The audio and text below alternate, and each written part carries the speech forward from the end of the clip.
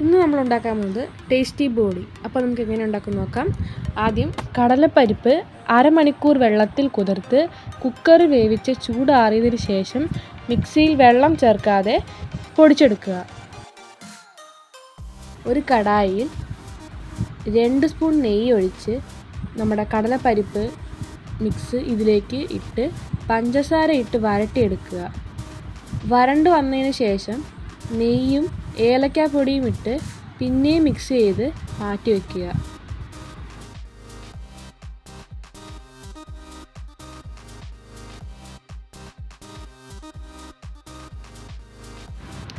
നല്ലപോലെ വരണ്ട് വരണം.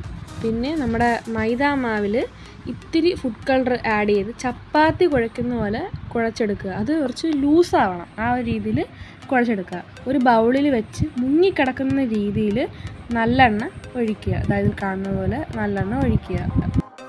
4 മണിക്കൂർ ഈ മാവ് റെസ്റ്റ് ചെയ്യാൻ വെക്കുക.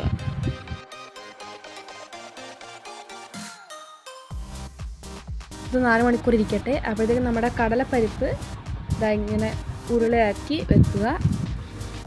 മൈദാമാവ് ചെറിയ ഉരുളയാക്കി എടുത്ത് കയ്യിൽ പരത്തി അതിൽ കടലപ്പരിപ്പിൻ്റെ ഫില്ലിംഗ് ചെയ്ത് ബോളാക്കി വെക്കുക.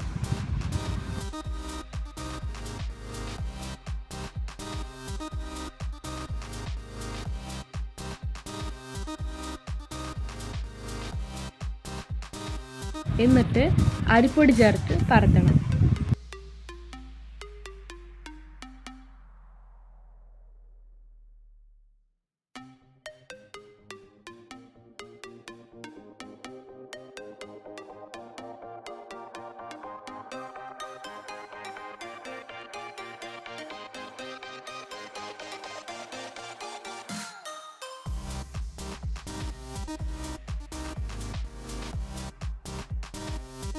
ഇനി നമുക്കിത് ചുട്ടെടുക്കാം. നെയ്യ് പുരട്ടി ചുട്ടെടുക്കുക.